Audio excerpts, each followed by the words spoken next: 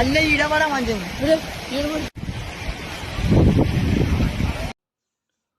చూడండి ఫ్రెండ్స్, రైతుకి ఎద్దులు అంటే చాలా ప్రాణం. రైతు అంటే రాజు అంటారు. రైతు ప్రాణాలు కూడా తెగించి ఎద్దుల కోసం పోతున్నటువంటి మన రైతు బిడ్డ.